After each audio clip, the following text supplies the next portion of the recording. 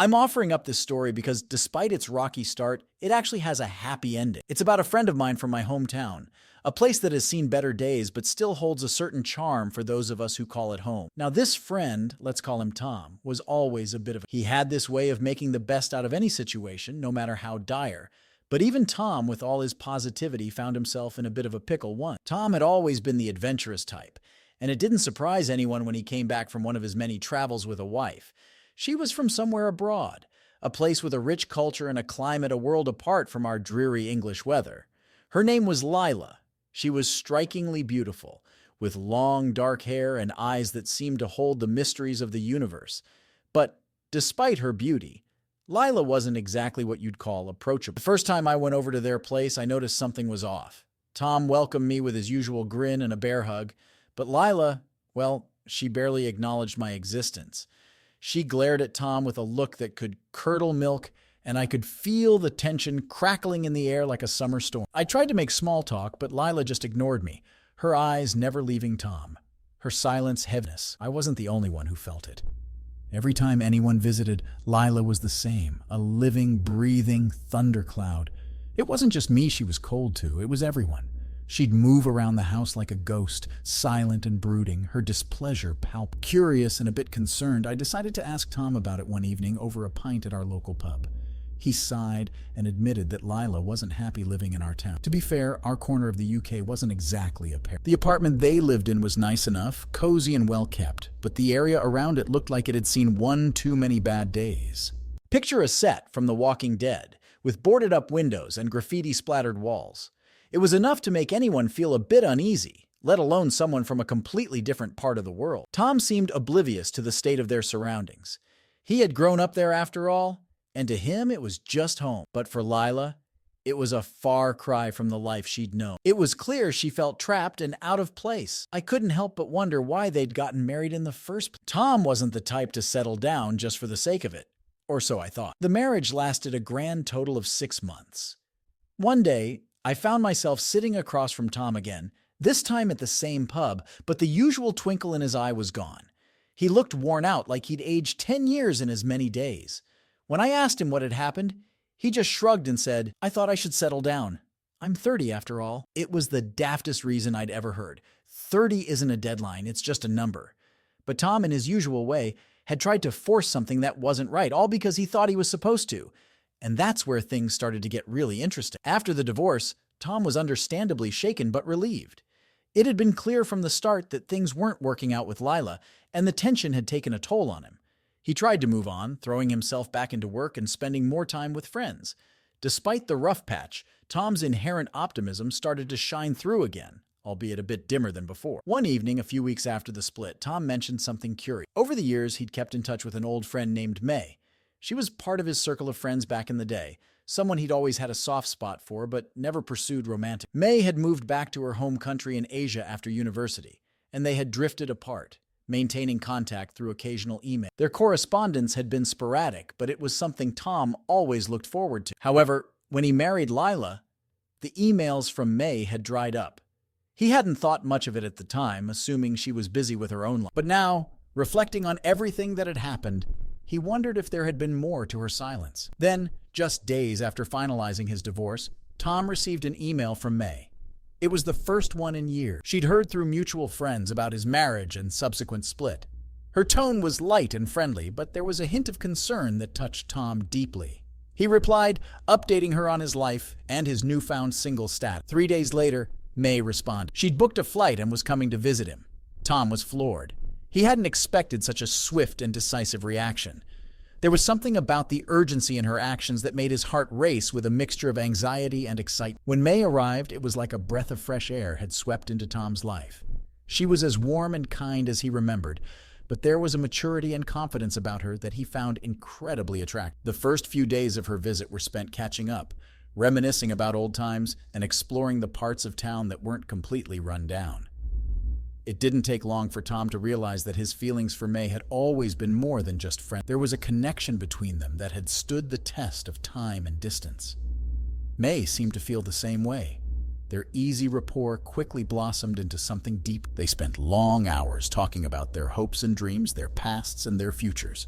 Tom found himself opening up to May in a way he hadn't with anyone else. There was a sense of comfort and belonging that he hadn't felt in years. One evening, as they were walking through a park, Tom turned to May and, without thinking, said, "I've missed you more than I realized." May smiled, her eyes sparkling with a mixture of amusement and affection. "I've missed you too, Tom," she replied. That night, under a sky full of stars, they shared their first kiss. It was sweet and tender, filled with the promise of a new beginning. Tom couldn't believe how quickly things were changing, but for the first time in a long time, he felt like he was exactly where he was supposed to be. The days turned into weeks, and before they knew it, May's visit was coming to an end. Neither of them wanted to say goodbye. On the last night of her stay, Tom found himself blurting out, "Why don't you stay? We can figure things out together." May looked at him, her eyes wide with surprise and hope. "Are you sure, Tom?" she asked, her voice trembling slightly. "I've never been more sure of anything in my life," he replied. And with that, they decided to take a leap. As the months passed, Tom and May settled into a comfortable rhythm. May found a job teaching at a local school, and Tom, invigorated by his new relationship, poured his energy into his work. They spent their evenings exploring the town, discovering hidden gems that even Tom had overlooked. It was as if seeing the place through May's eyes had given him a renewed appreciation for his hometown. Their relationship flourished in the small, everyday moments, cooking dinner together, laughing over old movies, and sharing quiet conversations late into the night. May's presence brought a sense of peace to Tom's life that he hadn't known he needed. One weekend, they decided to take a trip to the coast. The weather was perfect, and the salty sea air was a welcome change from the urban landscape. As they walked along the beach hand in hand, Tom couldn't help but feel a profound sense of content. They found a secluded spot, spread out a blanket, and spent the afternoon talking about their future. "I can't believe how lucky I am," Tom said, gazing out at the waves crashing against the shore. May smiled and squeezed his hand. "We both are," she replied softly. That day marked a turning point in their relationship. They began to talk seriously about their long-term plans. Tom had always dreamed of living in a nicer area, somewhere with more green spaces and less concrete. May was open to the idea, especially if it meant building a life together in a place where they both felt at home. A year after May's initial visit, Tom proposed. He didn't plan an elaborate event. It was just the two of them, sitting on their favorite park bench, the evening sun casting a golden glow over the landscape. Tom took May's hand, his heart pounding in his chest, and said, "I know it's been a whirlwind, but I can't imagine my life without you." Tears welled up in May's eyes as she nodded, her smile brighter than the sun. "Yes, Tom, I will," she whispered, her voice choked with emotion. They married in a small ceremony a few months later, surrounded by close friends and family. It was a simple affair, filled with laughter, love, and the kind of warmth that only true happiness can bring. Tom's parents were there, beaming with pride, and May's family flew in from Asia, bringing with them a vibrant cultural mix that made the day even more special. With their wedding behind them, Tom and May set their sights on finding a new home. They spent weekends driving around, exploring different neighborhoods, and imagining their future together. Eventually, they found the perfect place, a charming house with a garden, nestled in a quiet, friendly community. Moving into their new home felt like the start of a new chapter. The area was a stark contrast to the one Tom had lived in before. It was peaceful and welcoming, with well-kept streets and friendly neighbors. For the first time, Tom felt like he was truly living the life he'd always dreamed of. It wasn't long before their family began to grow. Just over a year after they moved in, May gave birth to their first child, a beautiful baby girl they named Lily. Tom was over the moon, and the sight of May holding their daughter filled his heart with a joy he hadn't known was possible. As the years passed, their family continued to grow. They welcomed 2 more children, both boys, and their home was filled with the sounds of laughter and the pitter-patter of tiny feet. Tom and May navigated the challenges of parenthood together, always supporting each other and finding strength in their love. Raising 3 kids was no small feat, but Tom and May tackled it with the same enthusiasm and teamwork that had defined their relationship from the start. Their house was always bustling with activity, from school projects to family game nights, and Tom reveled in the chaos. He'd never imagined he could be this happy. But every day with May and their children proved him wrong. One memorable incident happened when their middle child, Jack, decided he wanted to be a chef. Jack was 7 at the time, and his culinary aspirations began with a rather ambitious attempt to bake a cake. Without any help or supervision, Jack gathered all the ingredients he could find and went to work in the kitchen. Tom and May were busy with Lily and their youngest, Max. and didn't notice Jack's project until they smelled something burning. Rushing into the kitchen, they found Jack standing on a chair, proudly stirring a bowl of what looked like sludge. Flour and sugar were scattered everywhere, and the oven was emitting smoke. May quickly turned off the oven while Tom helped Jack down from his makeshift cooking station. "What are you doing, buddy?" Tom asked, trying to keep a straight face. "I'm making a cake," Jack announced, beaming with pride. Despite the mess, Tom and May couldn't help but laugh. They spent the rest of the afternoon cleaning up and showing Jack the proper way to bake a cake. It was a small moment, but it encapsulated the joy and unpredictability of their family life. Their weekends were often filled with similar adventures. They'd take the kids to the local park, have picnics by the river, or explore nearby towns. Tom loved these outings, seeing the world anew through his children's eyes. Every day brought something new and exciting, and he cherished every minute of it. One winter, they decided to take a family trip to a nearby ski resort. It was the first time any of them had gone skiing, and the kids were beyond excited. Tom and May had taken lessons beforehand to prepare, but nothing could have prepared them for the reality of trying to ski with 3 young children. Lily, their eldest, took to skiing like a natural, gliding down the slopes with ease. Jack, ever the adventurer, spent more time tumbling than skiing, but his laughter was infectious. Max, the youngest, was initially terrified but eventually found his confidence, clinging to Tom's leg as they made their way down the bunny slope. One evening, after a day full of skiing and snowball fights, they gathered around the fireplace in their cozy cabin. The kids were bundled up in blankets, sipping hot chocolate and listening to Tom tell stories about his own childhood. May sat beside him, her head resting on his shoulder, and Tom felt a wave of contentment wash over. "This is May whispered, her breath warm. Tom looked at his family, their faces illuminated by the flickering fire. "It really is," he replied, his heart. As the years went by, their children grew and their lives became busier. Tom and May faced the usual challenges that come with raising a family: sleepless nights, school projects, teenage drama, but they faced them together, always finding strength in their love for each other. Tom's work life also flourished during this time. He received several promotions, and his career reached new heights. However, he made sure to strike a balance, never allowing work to overshadow his time with his family. He wanted to be there for every milestone, every birthday, every soccer game. One summer, as they sat in their backyard watching a brilliant sunset, Tom reflected on how far May was tending to the garden, a hobby she'd picked up and excelled at. The kids were playing a lively game of tag, their laughter filling the air. Tom felt an overwhelming sense of gratitude. He remembered the dark days after his divorce, the uncertainty and the loneliness, and marveled at how life had turned around. May joined him, wiping her hands on her apron. "Penny, for your thoughts?" she asked, smiling. Tom took her hand and kissed it. "Just thinking about how lucky," he said. "How lucky we all—" May leaned in and kissed his cheek. "We've made a good life together, haven't we?" Tom nodded, his eyes glistening. "The best." The years continued to pass, each one bringing new milestones and Lily blossomed into a bright and ambitious young woman, excelling in her studies and extracurricular activities. She had her sights set on university and a future full of possibility. Jack, with his boundless energy and curiosity, discovered a passion for engineering, often spending hours dismantling and rebuilding gadgets around the house. Max, the youngest, showed a talent for music, his piano playing filling their home with beautiful melodies. Tom and May watched with pride as their children grew and found their own paths. Their house, once a place of constant noise and activity, gradually became quieter as the kids ventured out into the world. Lily left for university, followed by Jack and eventually Max. Each departure was bittersweet, a mix of sadness and excitement for what lay ahead. With the nest empty, Tom and May found themselves rediscovering each other. They had more time for quiet dinners, long walks, and spontaneous weekend getaways. The love that had brought them together all those years ago only deepened with time. They cherished these moments, knowing how precious they were. One summer, they decided to embark on a journey they'd always dreamed of, a trip around the world. They spent months planning, mapping out their route, and making sure everything was in place. When the day finally came, they set off with a sense of adventure that rivaled their younger days. They visited bustling cities and tranquil villages, explored ancient ruins and modern marvels, and immersed themselves in diverse cultures and cuisines.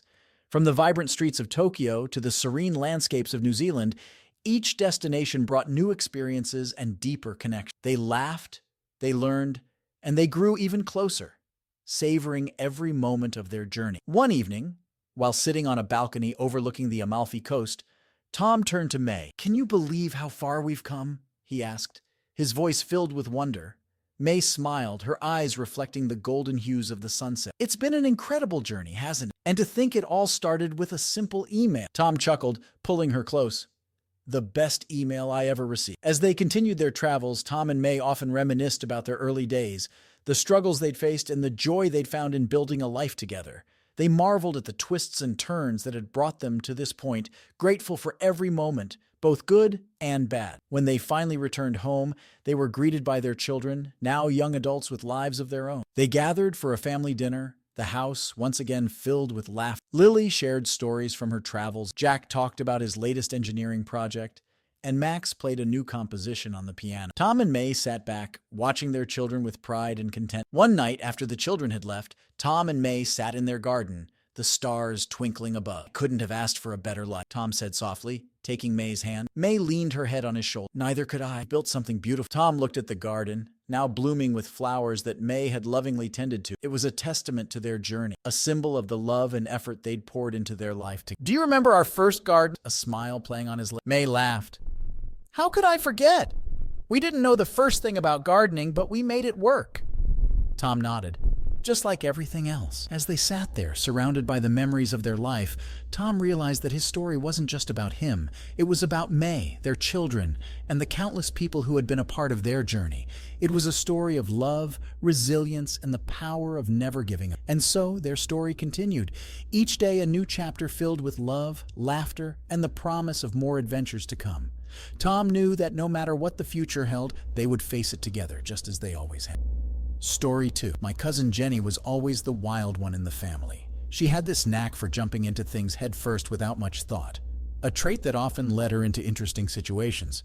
So, when she announced she was getting married just a few months into dating this guy named Tim, none of us were entirely surprised. We were a bit concerned, sure, but not surprised. The wedding was set to be a simple affair. Jenny and Tim didn't have much money, and both families chipped in what they could. But we all knew it would be a shoestring operation. The venue was a modest community center, the decorations were DIY, and the catering was potluck style with everyone bringing a dish. It had this charming, rustic feel to it, though, and I have to say, it was kind of nice not having to deal with all the fuss of a big fancy wedding. One of the more amusing aspects of the whole event was the choice of the photographer. Now, normally you'd want a professional to capture such an important day, right? Well, not in this case. The official photographer was Tim's 12-year-old cousin, Derek. The kid had just gotten a new camera for his birthday and was more than eager to give it a whirl. Since I was one of the bridesmaids, I had a front row seat to the chaos. Derek was running around snapping shots of anything that caught his eye, from the bridal bouquet to some random dog that wandered into the parking lot. It was endearing, if not entirely effective. The ceremony itself was sweet and brief. Jenny looked beautiful in her simple white dress, and Tim cleaned up pretty well too. They exchanged vows, kissed, and just like that, they were married. We moved on to the reception, which was held in the same community center. People milled around, chatting and enjoying the food. The makeshift dance floor was a hit, with kids and adults alike showing off their best moves. But the highlight of the reception, the moment that still gets brought up at family gatherings, was the cake cutting ceremony. Jenny and Tim stood side by side, grinning from ear to ear. Jenny went first, gently feeding Tim a piece of cake and being careful not to make too much of a mess. It was sweet and picture perfect. Then it was Tim's turn. He took a piece of cake, and instead of gently feeding it to Jenny like she had done, he smashed it right into her face. The look on Jenny's face was a mix of shock and anger. There was an awkward silence before a few nervous chuckles broke out from the crowd. Jenny managed to laugh it off, but I could tell she was fuming inside. Tim, oblivious to the brewing storm, laughed heartily and kissed her cheek, smearing even more cake across her face. It was one of those moments where you could sense the future unraveling just a little bit, but everyone was too polite to say anything. After the cake-smashing incident, things settled down, and the reception continued without much more drama. Jenny managed to clean herself up, and the rest of the night went off without a hitch. We danced, laughed, and enjoyed each other's company. Derek's enthusiastic photography resulted in some hilariously candid shots that we all got a kick. Life went on, and Jenny and Tim settled into their new life together. They moved into a tiny apartment on the outskirts of town. It wasn't much, but they made it their own. Jenny, ever the optimist, decorated it with thrift store finds and DIY projects, turning the small space into a cozy home. Tim worked long hours at a construction job, and Jenny took up part-time work at a local cafe to help make ends meet. At first, things seemed to be going well for them. They were that couple who posted cute selfies on social media, always tagging each other in cheesy love quotes. They even got a dog, a scrappy little mutt named Max, who quickly became the center of their world. But beneath the surface, things weren't as picture-perfect as they seemed. I started noticing little things when I visited them. Tim would come home exhausted and irritable, snapping at Jenny over the smallest things. Jenny, in her usual way, tried to brush it off and keep the peace. She'd smile and laugh, but I could see the strain in her eyes. It was clear that the honeymoon phase had worn off, and real life was starting to take its toll. One evening, I dropped by their place with a bottle of wine, hoping to catch up with Jenny and have a little girl talk. When I arrived, I found her sitting on the couch, staring blankly at the TV while Max lay at her feet. She perked up when she saw me, but there was a tiredness in her smile that hadn't been there before. We settled in and started chatting. I asked her how things were going, and she gave me the usual platitudes about married life being an adjustment. But after a few glasses of wine, she started to open up. She talked about how Tim's temper had been getting worse, how they argued more, and how she felt like she was walking on eggshells around. It broke my heart to see her like that, especially knowing how much she had hoped this marriage would be her happily ever after. Despite the growing tension, Jenny held on to hope. She kept trying to make things work, believing that they could get through the rough patch. She suggested counseling, but Tim scoffed at the idea. She tried to plan little date nights to rekindle their romance, but more often than not, Tim would come home too tired or in too foul a mood to participate. Then, about a year after the wedding, things came to a head. Jenny called me one night, her voice shaky and quiet. She asked if she could stay with me for a while. I didn't hesitate for a second. I drove over to their apartment, finding her standing outside with a small suitcase and Max by her side. She looked defeated, her eyes red from crying. As we drove back to my place, she told me what had happened. They'd had another argument, this one worse than the others. Tim had come home late, smelling of alcohol, and they'd gotten into it over something trivial. But this time, instead of just yelling, he'd thrown a plate against the wall, shattering it into pieces. It scared Jenny, and she realized then that she couldn't stay in that environment any longer. Jenny stayed with me for a few weeks while she sorted things out. She filed for divorce, a decision that was both heartbreaking and a relief for her. The process was messy and painful, but eventually it was over. Jenny was free. She moved into a small apartment of her own, focusing on rebuilding her life. The spark that had dimmed in her eyes started to return, slowly but surely. It was during this time that Jenny met someone new. His name was Mark, and he was a kind, gentle soul who treated her with the respect and love she deserved. They took things slow, getting to know each other and building a strong foundation. Jenny was cautious, but she allowed herself to open up and trust. Jenny's transition back to single life was far from easy. The first few weeks after she moved in with me, she was a shadow of her former self. I tried my best to be supportive, giving her space when she needed it and a shoulder to cry on when the nights felt particularly long. Max, her little mutt, seemed to sense her distress and was never far from her side, offering silent companionship and the occasional lick on the head. Jenny threw herself into work at the cafe. The routine and the familiar faces of regular customers provided a semblance of stability. On weekends, we'd go for long walks, sometimes with Max, sometimes just the two of us. We talked about everything and nothing, the conversations weaving through memories of her failed marriage to hopeful musings about the future. One Saturday, about 3 months post-divorce, we decided to visit the local farmer's market. It was a crisp autumn day, the kind where the air is cool but the sun is warm. As we wandered through the stalls, admiring the fresh produce and homemade crafts, Jenny seemed to like. She laughed at a vendor's joke and even bought a bundle of sunflowers, declaring they would brighten up her apartment. That's when we ran into Mark. He was standing behind a booth selling artisanal cheeses, a broad smile on his face as he chatted with customers. Jenny and I were drawn to his infectious energy. We approached the booth, and he greeted us with a warm, friendly demeanor. Mark had this way about him that immediately put people at ease. He offered us samples, explaining the unique flavors of each cheese with genuine enthusiasm. Jenny and Mark hit it off instantly. Their conversation flowed effortlessly, and I could see a spark in her eyes that I hadn't seen in a long time. We left the market with a bag full of cheese and a promise from Mark to see us at the cafe sometime. True to his word, he started showing up at the cafe regularly, and before long, he and Jenny were spending a lot of time together. Their relationship developed slowly, which was a good thing. Jenny needed time to heal, and Mark was patient and understanding. They'd go for coffee, take Max for walks, and talk for hours about everything under the sun. Mark was the antithesis of Tim, calm, considerate, and genuinely interested in Jenny's well-being. He didn't just love her, he respected her, and that made all the difference. Months turned into a year, and their bond grew strong. By the time they decided to get married, it was clear to everyone that this was the real deal. The wedding was a small, intimate affair, nothing like Jenny's first. It was held in a quaint little garden with just close friends and family. Jenny wore a simple dress, and Mark looked dashing in a classic suit. There were no grand gestures or over-the-top decorations, just an abundance of love and joy. The ceremony was beautiful, filled with heartfelt vows and happy tears. Max, ever the loyal companion, was there too, trotting down the aisle with the rings tied to his collar.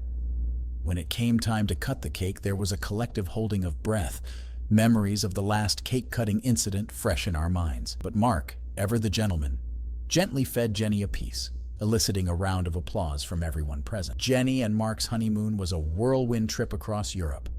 They sent back photos and postcards from Paris, Rome, and Barcelona, each one showing them beaming with happiness. Jenny's updates were filled with stories of their adventures, the charming little cafes they discovered, and the breathtaking sights they saw. As Jenny and Mark continued their honeymoon, I found myself reflecting on all the twists and turns that led to this. It was a journey marked by heartbreak and healing, a testament to Jenny's strength and resilience. Back when Jenny first moved out, there were days when it seemed like she would never smile. I remember one night in particular, a few weeks after she moved. We were sitting on the couch, the TV playing some mindless sitcom in the background, when Jenny turned to me, tears streaming down her face. She told me she felt like a failure, like she had let everyone down by not making her marriage. It was a raw, painful confession that broke my heart. I held her as she cried, assuring her that she had done nothing wrong. Marriage is a two-way street, and she couldn't be expected to fix everything on her own. It was a slow process, but little by little, Jenny started to believe in herself. She rediscovered her passions, throwing herself into her work at the cafe and picking up hobbies she had long abandoned. She started painting again, filling canvases with vibrant colors that mirrored the brightness returning to her life. Meeting Mark was a turning point, but it wasn't a magic fix. It took time for Jenny to trust again, to open her heart after it had been so badly bruised. Mark understood this, and he never pushed her. Instead, he walked beside her, offering support and encouragement without ever overshadowing her own. Their relationship blossomed naturally, growing from a solid foundation of friendship and mutual respect. It was a beautiful thing to witness. I remember the first time Jenny brought Mark to a family gathering. It was a barbecue at our parents' house, a casual affair with too much food and not enough chairs. Mark fit in seamlessly, chatting with everyone as if he'd been part of the family forever. My parents adored him, my siblings welcomed him, and even our notoriously picky grandma gave him her seal of. One moment from that day stands out in my memory. We were all gathered around the fire pit, roasting marshmallows and swapping stories, when Mark pulled out a guitar and started playing. It was a simple, heartfelt tune that immediately captured everyone's attention. Jenny watched him with a look of pure love on her face, and in that moment it was clear that this was something special. As their relationship deepened, Jenny continued to grow and heal. She learned to set boundaries, to stand up for herself, and to embrace her. It was inspiring to see her transformation, to watch her become the strong, confident woman she always had the potential to be. By the time they decided to get married, there was no doubt in anyone's mind that this was the right choice. Their wedding, though small and simple, was a true celebration of love and commitment. The garden venue was perfect, with blooming flowers and twinkling fairy lights creating a magical atmosphere. The ceremony itself was deeply personal, with vows that brought tears to everyone's eyes. It was clear that Jenny and Mark had found something rare and beautiful in each other. Now, as I look forward to seeing them again, I can't help but feel a sense of excitement and anticipation.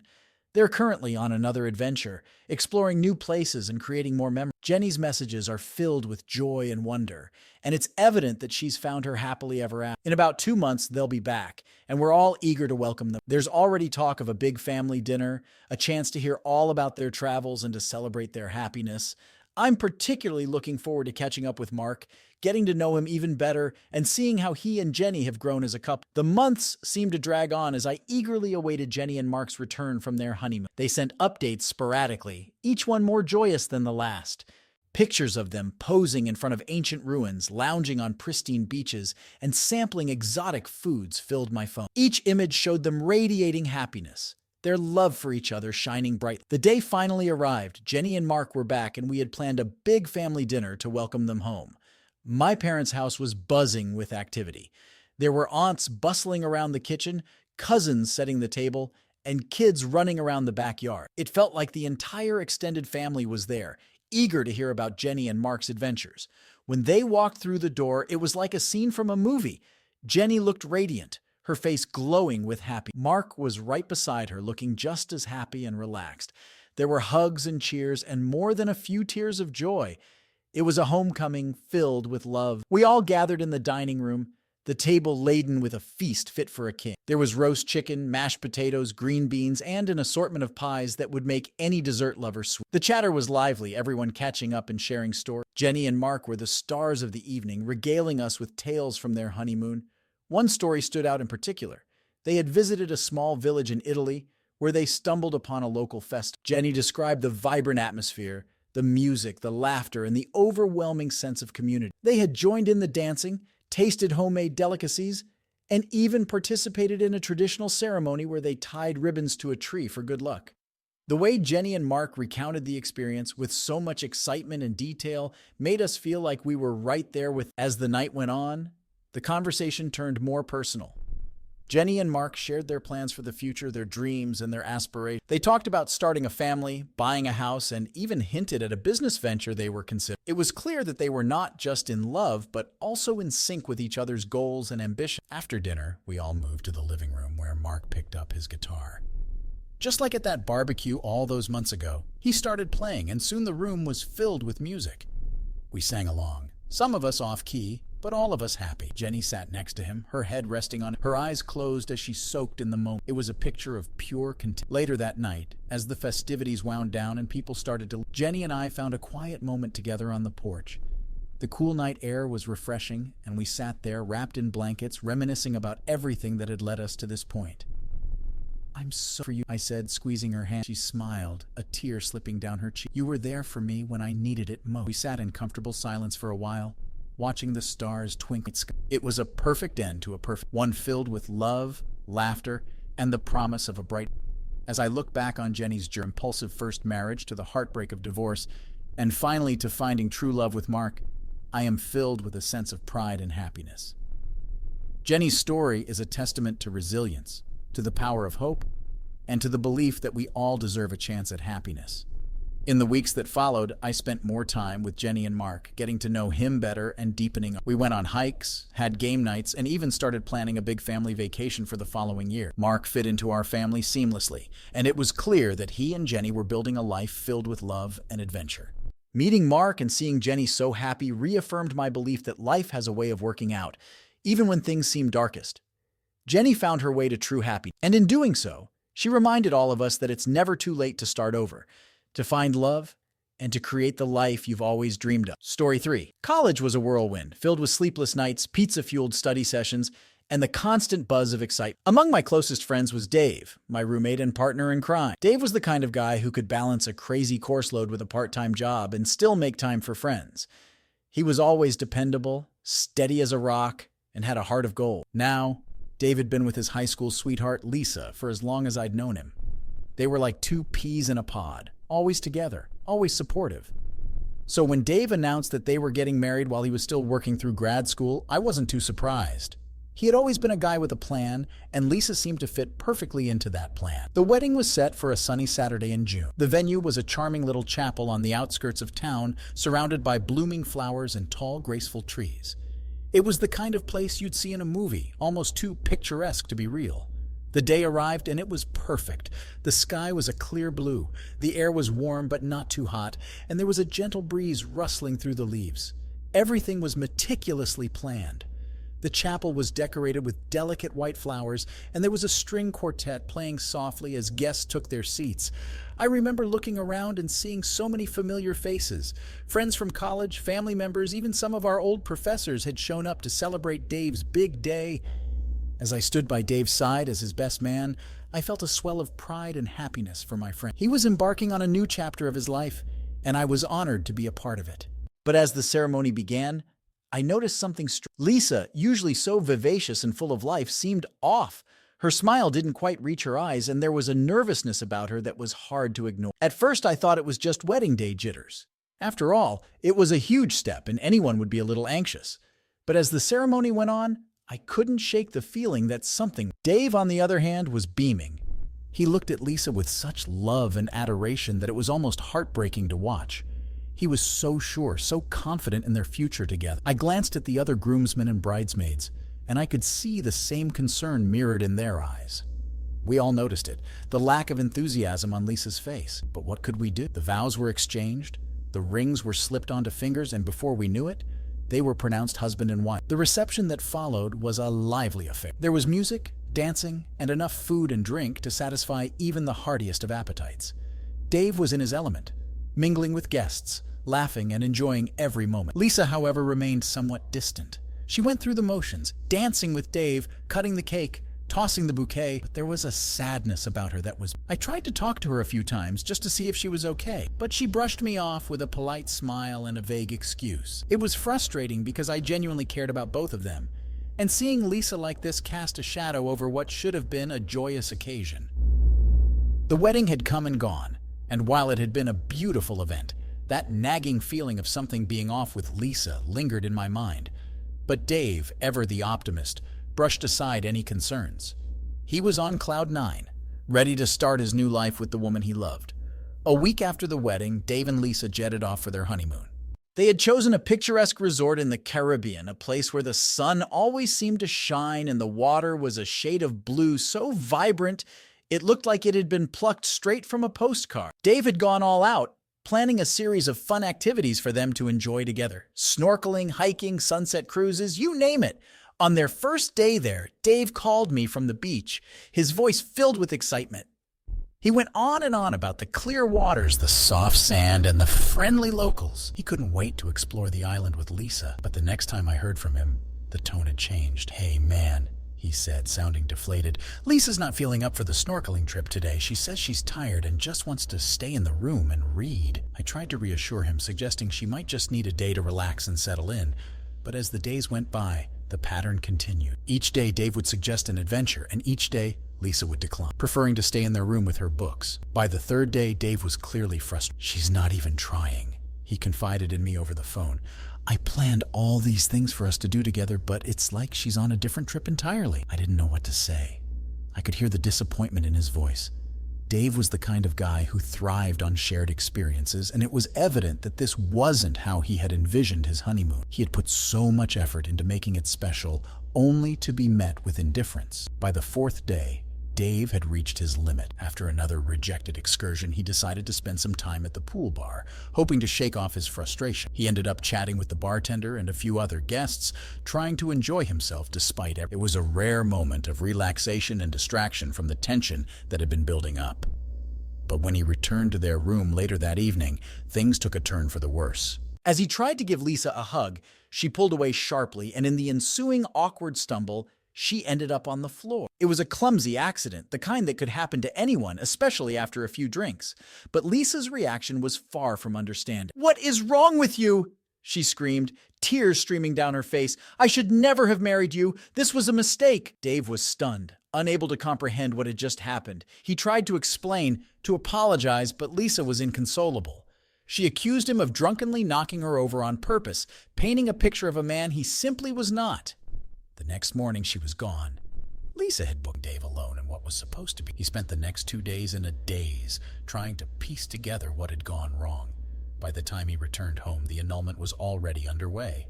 Back home, the story that initially circulated was that Dave had thrown Lisa down in a fit of drunken rage. It was a shocking accusation, one that none of us who knew Dave could believe. He was one of the kindest, gentlest people I had ever met. But as the days went by, Lisa's narrative began to crumble. She admitted to close friends that it had been an accident, that Dave hadn't meant to her. The truth emerged slowly. Lisa had been voicing her concerns about getting married for months before the wedding. She wasn't ready, didn't want to go through with it, but she had been persuaded by her family and by Dave. They had convinced her that she was just nervous, that everything would be fine once the ceremony was over. But deep down, she had known it wasn't right for her. As painful as it was for Dave, the annulment was the best thing that could have happened. It allowed both of them to move on and find their true paths. For Dave, it meant a fresh start, and eventually a new love. For Lisa, it meant freedom to explore the world and discover who she really was. After returning from what was supposed to be the honeymoon of a lifetime, Dave was a mess. He walked into our apartment with slumped shoulders and a look in his eyes that I had never seen before.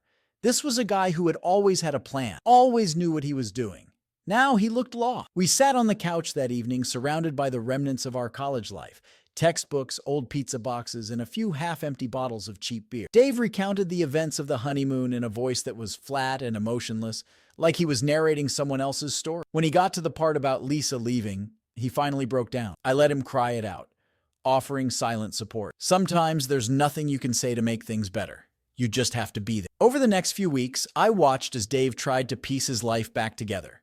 He threw himself into his studies, burying his pain under a mountain of textbooks and research papers. But it was clear that he was struggling. Friends from college who had heard varying versions of the story began reaching out. Some offered their sympathy, while others were more curious than compassionate. Dave handled it all with a quiet dignity, never bad-mouthing Lisa, even though he had every right to be angry. It was one of the things I admired most about him, his ability to remain kind and fair, even when he was hurt. One night, about a month after the annulment was finalized, Dave and I were sitting on the porch, drinking beers and staring up at the stars. It was one of those rare, quiet nights, the kind that make you feel like the world has finally slowed down for a moment. "Do you think I did the right thing?" he asked, breaking the silence. "What do you mean?" I replied, unsure of where he was going with this. "Pushing her to go through with the wedding," he said. "Maybe if I had listened to her doubts, things would have been different." I thought about it for a moment.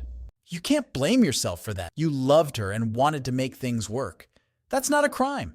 She should have been honest with you from the start." He nodded, but I could tell he wasn't convinced. Guilt has a way of sticking around, even when you know deep down that you're not at fault.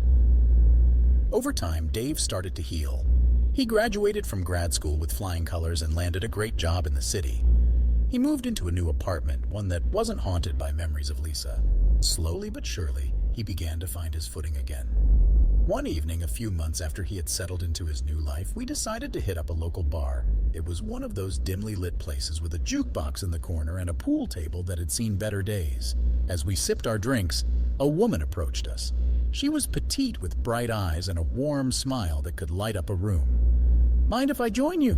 she asked, holding up her glass. "Not at all," I said, scooting over to make room.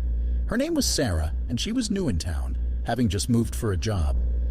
There was an instant connection between her and Dave. They spent the night talking and laughing, and for the first time in a long time I saw the old Dave, the one who was confident and full of life. Sarah was a breath of fresh air. She was kind, intelligent, and genuinely interested in getting to know Dave. They started dating, and it wasn't long before it was clear that this was something special. Sarah brought out the best in Dave, and he did the same for her. Watching their relationship unfold was like watching a flower bloom. It was beautiful and natural, without any of the forced elements that had plagued his marriage to Lisa. Sarah and Dave complemented each other perfectly, and I was thrilled to see my friend happy again. As Dave's new relationship blossomed, word of Lisa's travels started to filter back to us. She was on a journey of self-discovery, traveling the world and experiencing new things. It seemed like she had finally found the freedom she had been craving, and I couldn't help but feel a sense of maybe, in the end, everything had turned out the way it was supposed to. One day, about a year after the annulment, Dave and I sat down to have a heart. He had been dating Sarah for a while, and I could tell he was thinking about the future. "I think I'm ready," he said, looking me straight in the eye. "Ready for what?" Though I already had an inkling. "To move on. To really let go of the past and build something new with Sarah." I smiled, clapping him on the shoulder. "I think you're more than ready, man. You deserve all the happiness in the world." And with that, Dave took the final step towards it. It wasn't just Lisa. He was embracing a new chapter of his life with open arms. It was inspiring to see, and it reminded me that even in the darkest times, there's always hope for a brighter future. Dave and Sarah's relationship continued to grow, and before long, he was planning to propose. He went all out, arranging a romantic evening that culminated in a heartfelt proposal under the stars. Sarah said yes, tears of joy streaming down her face. Watching Dave with Sarah, I couldn't help but feel a sense of awe. He had been through so much, yet here he was, stronger and happier than ever. It was a testament to his resilience and his capacity. And as I stood by his side once again, this time as the best man at his second wedding, I felt an overwhelming sense of pride for my friend. Dave's second wedding was a stark contrast to his first. Held in a rustic barn on a warm autumn day, the air was filled with the scent of hay and apples, and the golden light of the setting sun bathed everything in a magical glow. The venue was decorated with fairy lights and sunflowers, and there was an undeniable sense of joy and excitement in the air. As Dave stood at the altar waiting for Sarah, I could see the difference in. This time, there was no anxiety, no second guessing, just a calm, steady confidence that came from knowing he was with the right person. Sarah walked down the aisle with a radiant smile, her eyes locked on Dave's. The ceremony was intimate and heartfelt, with personal vows that left not a dry eye in the house. The reception was a lively affair. Friends and family mingled, laughter echoed through this barn, and the dance floor was packed from the first song to the last. I gave my best man speech, recounting stories from our college days and expressing my admiration for the journey Dave had taken. There was a moment of reflection on the past, but it was clear